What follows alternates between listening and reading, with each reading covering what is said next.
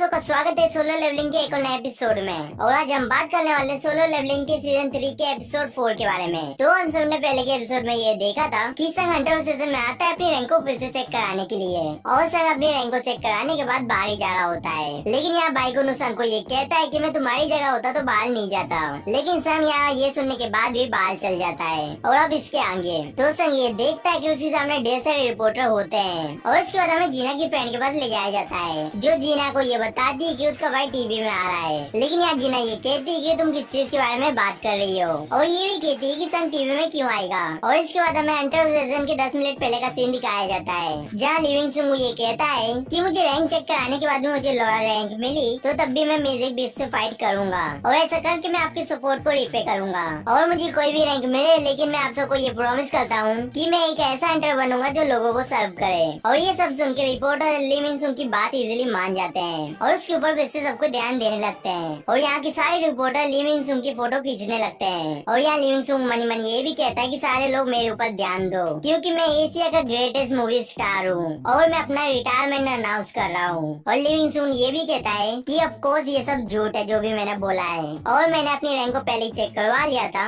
और चेक कराने के बाद मुझे ये पता चला कि मैं एक A क्लास हंटर हूँ, और मुझे बस 2 साल फील्ड गिल्ड को प्रमोट करना है, और फील्ड गिल्ड मुझे ये सब करने के मिलियन दे रहे हैं, और सारे लोगों का ध्यान मिलिट्री से हटा के मेरे ऊपर आ जाएगा, और सब कोई मेरी हर जगह बात करेंगे, और मुझे मिस्टर लाइन टाइगर को थैंक्स करना पड़ेगा क्योंकि उन्होंने मुझे इनवाइट किया था फील्ड गिल्ड में। लेकिन यहाँ अचानक से एक रिपोर्टर को ये बात पता चलती है कि एक एस क्लास हंटर अपेयर हुआ है, और यहाँ सारे रिपोर्टर का ध्यान लिविंग सुंग से हट जाता है, और उन सबको ये बात पता चलती है कि संजिन वू कोरिया का 10वां एस क्लास हंटर है। और यहाँ सारे रिपोर्टर को ये बात समझ आ जाती है कि लिविंग सुंग की वजह से हंटर सीजन सुबह बंद नहीं था, वो इस एस क्लास हंटर के लिए बंद किया गया था। और यहाँ सारे रिपोर्टर हंटर सीजन के गेट के पास भागने लगते हैं कोरिया के 10वें एस क्लास हंटर को देखने के लिए। और यहाँ लिविंग सुंग को समझ नहीं आ रहा होता कि जग में हो क्या रहा है, और यहाँ सिविलियंस टीम रिपोर्टर को गेट में ही रोक लेती है। और दूसरी साइड लिविंग सुंग ये कहता है कि आज ये एस क्लास हंटर को यहाँ आना था, और यहाँ लिविंग सुंग का रिपोर्टर लिविंग सुंग से ये कहता है कि मिस्टर ली मैं आपको बाद में कॉल करता हूँ। और वो रिपोर्टर कॉल करके ये कहता है कि कल की हेडलाइन लिखो कि एक लूजर एक हीरो बन चुका है, जो पहले के E क्लास हंटर था लेकिन अब वो एक एस क्लास हंटर है। और ये सब देखने और सुनने के बाद लिविंग सुंग की हालत बहुत ज्यादा खराब हो जाती है। और यहाँ दूसरे साइड सारे रिपोर्टर संजिन वू की फोटो खींच रहे होते हैं, और यहाँ संजिन वू पूरी तरह से ये सब देख के हैरान होता है। और इसके बाद हमें माइनिंग टीम के लीडर के पास ले जाया जाता है, जो अपने वर्करों को ये बताता है कि संजिन वू टीवी में आ रहा है। और यही संग के साथ जिस बंदी की फाइट हुई थी वो ये कहता है कि मैं ये बात जब से जानता हूँ जब से उसने मुझे घूर के देखा था,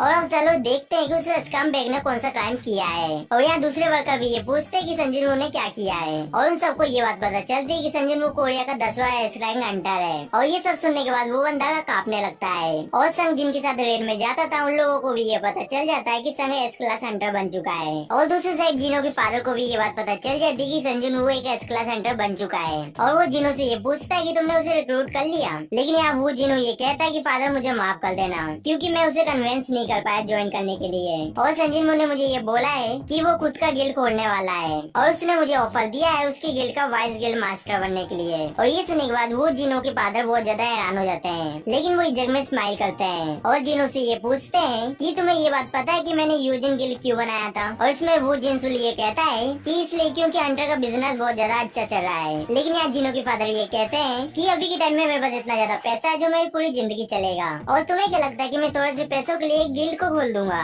तो ये सब सुनने के बाद जिनो ये पूछता है फिर आपने गिल्ड को क्यों खोला। और इसमें जिनो के फादर ये कहते हैं कि मैंने ये गिल्ड हम सबको प्रोटेक्ट करने के लिए खोला है, क्योंकि जो हंटर है वो हर दिन स्ट्रॉन्ग होते जा रहे हैं। और ये कोई सरप्राइज की बात नहीं है कि जो हंटर की स्ट्रेंथ है वो एक कंट्री के आर्मी फोर्स को भी राइवल कर सकती है, और नेशनल लेवल हंटर ने एस क्लास हंटर को भी सरपास कर दिया है। और जो नेशनल लेवल हंटर है उन्हें इस वर्ल्ड के मोस्ट पावरफुल हंटर कंसिडर किया जाता है, और जो स्मॉल कंट्रियां होती है ये उनके लिए तो राजा जैसे हैं, और हम लोग लीगल सिस्टम के ऊपर रिलाई नहीं कर सकते कि वो लोग हमें प्रोटेक्ट करेंगे इनसे। और इसलिए मैं एक ऐसा गिल्ड क्रिएट करना चाहता हूँ जिसमें ट्रस्ट बर्थडे हंटर हो, और मैं इन हंटरों से पैसे और कनेक्शन नहीं चाहता, लेकिन इसकी जगह मैं ऐसे हंटर ढूंढना चाहता हूँ जिनके ऊपर मैं विश्वास कर सकूँ। और देखने से ऐसा लग रहा है कि तुमने एक ऐसे हंटर को ढूंढ लिया है, तो इसलिए मैं तुम्हें यूजिन गिल्ड का लीडर बनने के लिए परमिशन देता हूँ। और ये सुन के जिनो एकदम हैरान हो जाता है, और उसके फादर जिनो से ये भी कहते हैं कि तुम्हें यूजिन गिल्ड को स्पेंड करना है, और तुम्हें स्ट्रॉन्गेस्ट हंटरों को गैदर करना है जिनके ऊपर तुम्हें ट्रस्ट कर पाओ,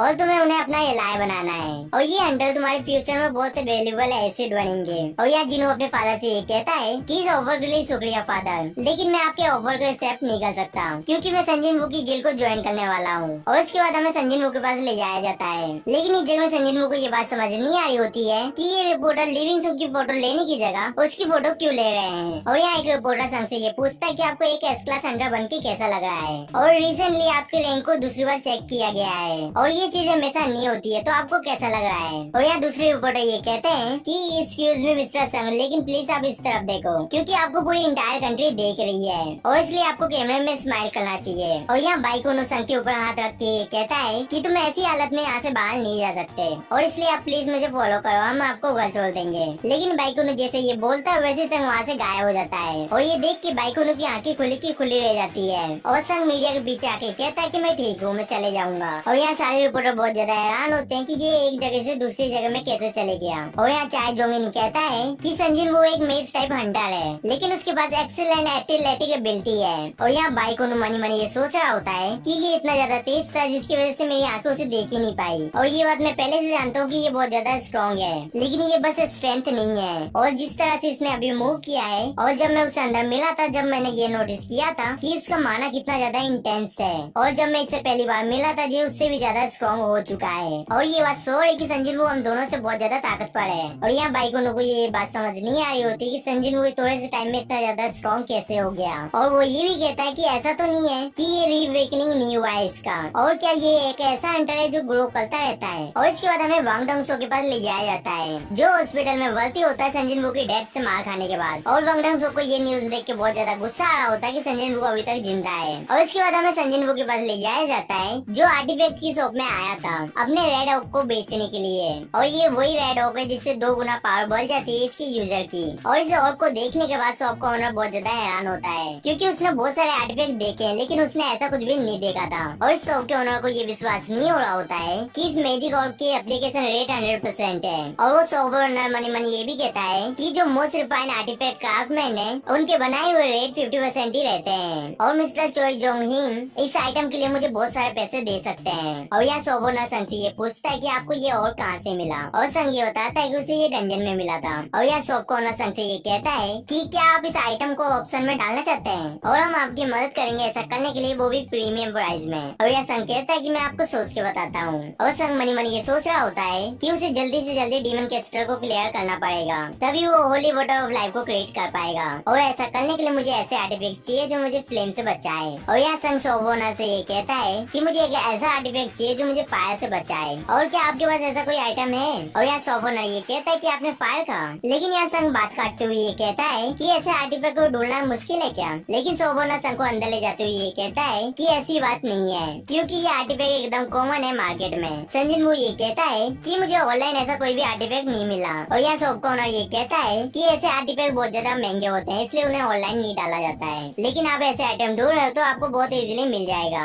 और संग मनी मनी ये कहता है कि फायर मैजिक बहुत ज्यादा कॉमन है और जो मिस्टर सॉन्ग और मिस्टर चाय है वो भी फायर मैजिक का ही यूज करते हैं। और यहाँ शॉप ओनर संग को उसको फॉलो करने के लिए बोलता है। और यहाँ संग ये देखता है कि इस जगह में बहुत सारे आर्मर होते हैं। और यहाँ शॉप ओनर संग से ये पूछता है कि आपको क्या इनमें से कोई पसंद आया। लेकिन यहाँ संग ये पूछता है कि ये पतला सा गिलास इन आर्टिफैक्ट को प्रोटेक्ट कर पाएगा क्योंकि इस जगह में सिक्योरिटी मेजर सेटअप भी नहीं है। और यहाँ शॉप ओनर संग को ये बताता है कि इन गिलासों को मानव रिफ्यूज करके बनाया गया है और इन गिलासों को एक क्लास हंटर के अटैक से भी कुछ नहीं होगा। और यह संग कहता है कि एक क्लास हंटर के अटैक से भी इसे कुछ नहीं होगा। और यह शॉप ओनर उसे ये कहता है कि आपको विश्वास नहीं होता तो आप इस गिलास को तोड़ने की कोशिश कर सकते हैं, और आपने इस गिलास को तोड़ दिया तो जो इसके अंदर आर्टिफैक्ट है वो मैं आपको दे दूंगा। और यह संग मनी मनी ये कहता है कि मैं ये देख सकता हूँ कि इस गिलास के अंदर मानव फ्यूज है, लेकिन ये देखने से इतना स्ट्रॉन्ग नहीं लग रहा है। और इस जगह में संग सीरियस होते हुए और अपने सारे मानव को अपने हाथ में लेके अटैक करने वाला होता है, लेकिन यहाँ शॉप ओनर संग को रोक लेता है। और यहाँ शॉप ओनर संग को ये कहता है कि मैं सीरियस नहीं था,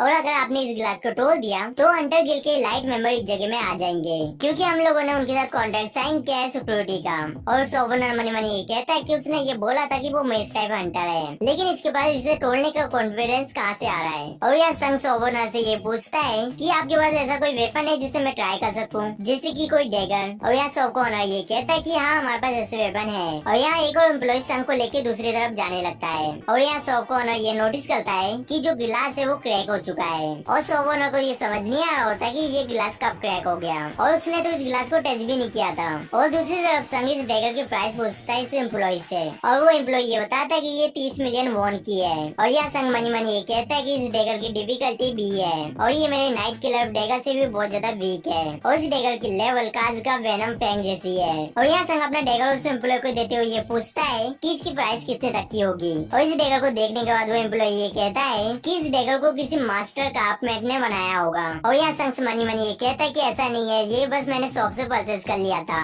और वो एम्प्लॉय संग को ये बताता है कि इसकी जो वैल्यू है वो 100 मिलियन तक की है। और ये सुन के संग बहुत ज्यादा हैरान हो जाता है और संग मनी मनी ये कहता है कि मैंने इसे 2.8 मिलियन गोल्ड में बस परचेज किया था। और जो मिस्टर किम की स्टील शॉर्ट थी वो 3 मिलियन तक की थी और उसका अटैक डैमेज भी 10 ही था। और जो जिनो आर्मर पहनता है वो भी मिलियन तक के होंगे, लेकिन ये आर्मर इतने महंगे होने के बाद भी ये यूजफुल नहीं है। और मुझे शॉप के आइटम को बेच के इतने ज्यादा पैसे मिल रहे हैं तो मेरे पास ऐसा कोई भी रीजन नहीं है इस रेड ऑक को बेचने का। और उसके बाद हमें व्हाइट टाइगर गिल्ड में ले जाया जाता है और यहाँ बाइक को मनी मनी ये कहते हैं कि ऐसा होना पॉसिबल है क्या कि एक ऐसा अंडर जो लेवल अप करते रहेगा। और यहाँ बाइक को ये कहता है कि मेरे पास एक ऐसी एबिलिटी है जिससे मैं ये पता कर सकता हूँ कि मेरे ओपोनेंट की स्किल लेवल कौन सी है। और मुझे ये अच्छे से याद है जब मैं लास्ट टाइम संजिन से मिला था तो वो मुझसे कमजोर था, लेकिन अब ऐसा नहीं है और मैं कितना ज्यादा फुलिश हूँ। और वो क्यों मेरे गिल्ड को ज्वाइन करेगा इतना पावरफुल होने के बाद भी। और वो इतना ज्यादा पावरफुल है कि वो खुद ही अपना गिल्ड खोल सकता है। और यहाँ इस चीज से फर्क नहीं पड़ता कि जो हमारा गिल्ड है वो वेस्टेज कंट्री का या वो सेकंड वेस्टेज कंट्री का, क्योंकि संजिन वो ग्रो होते रहेगा और वो नंबर 1 में ही रहेगा। और देखने से ऐसा लग रहा है कि चाय जोंग हिन और मैंने अपना टाइम ही वेस्ट किया है। और इसके बाद हमें संजिन वू के अपार्टमेंट के सामने ले जाया जाता है जहाँ बहुत सारे रिपोर्टर होते हैं और अभी तक सारी जगह संजिन वू की न्यूज ही चल रही होती है। और इस जगह में व्हाइट टाइगर गिल्ड के मिस्टर आन भी होते हैं और वो जोश में आते हुए ये कहते हैं कि बाइक उन्होंने संजिन वू के ऊपर गिव अप कर दिया है, लेकिन मैंने नहीं किया है और हम लोग एक और बार कोशिश करेंगे तो हम संजिन वू को अपने गिल्ड में रिक्रूट कर लेंगे। और यहाँ मिस्टर आन की जो फीमेल एम्प्लॉय होती है वो ये कहती है कि सर यहाँ इतने ज्यादा रिपोर्टर के होने की वजह से संजिन वू हमसे मिलेंगे नहीं यहाँ। लेकिन यहाँ मिस्टर आन हाल नहीं मानते और वो ये कहते हैं कि इस जगह में हमें कैंप करना पड़ेगा जब तक हमें संजिन वू मिलता नहीं है। और यहाँ सन की सिस्टर बिल्डिंग से नीचे जागती हुई ये कहती है कि जिनो अभी भी हमारी बिल्डिंग के नीचे बहुत सारे रिपोर्टर हैं। और यहाँ सारे रिपोर्टर सन की सिस्टर को देख लेते हैं और वो फोटो खींचने लगते हैं। और ये देखने के बाद जिना जल्दी से नीचे छुप जाती है। और यहाँ संग ये कहता है कि मैं उन्हें नीचे जाके ये बोल देता हूँ यहाँ से जाने के लिए, लेकिन यहाँ जिना चिल्लाती हुई ये कहती है कि ऐसा मत करो, तुम्हें पहले बहुत ज्यादा इंटरनेट में हेट कमेंट मिल रहा है और तुम बस नीचे जाके आग में फ्यूल डालने का काम करोगे। और यहाँ संग ये पूछता है कि मैंने ऐसा क्या किया है जिसकी वजह से मुझे हेट कमेंट डिजर्व हो रहा है। और यहाँ जिना ये कहती है कि तुम्हें ये याद है ना कि तुम रिपोर्टर के सामने से वहाँ से चले गए थे और वैसे भी मुझे फर्क नहीं पड़ता कि बिल्डिंग के बाहर कितने लोग हैं और तुम्हें भी फर्क नहीं पड़ना चाहिए। और यहाँ संग के घर का डोरबेल बजता है और ये सुन के जिना डर जाती है। और यहाँ संग गेट के पास जाते हुए ये कहता है कि ये लोग अब हमारे फ्रंट गेट में भी आ चुके हैं और मुझे ये लगता है कि लोगों को थोड़ा बहुत सबक सिखाना पड़ेगा। और यहाँ जिना संग को जाने से मना कर रही होती है और यहाँ संग गेट खोल के चिल्लाने ही वाला होता है, लेकिन वो ये देखता है कि उसके सामने जिनो होता है जो रो रहा होता है और वो ये कहता है कि मेरे फादर ने मुझे घर से निकाल दिया है। और ये सुन के संग बहुत ज्यादा हैरान हो जाता है। और यहाँ संग जिनो को ये कहता है कि मुझे ये लगा था कि तुम्हारे पास खुद का अपार्टमेंट है। और यहाँ जिनो ये बताता है कि जो अपार्टमेंट में मैं रहता था वो मेरे फादर ही का था, तो इसलिए सर क्या मैं आपकी प्लेस में रह सकता हूँ। लेकिन इस जगह में संग गेट को लगा लेता है और यहाँ जिना संग से ये पूछती कि वो कौन था।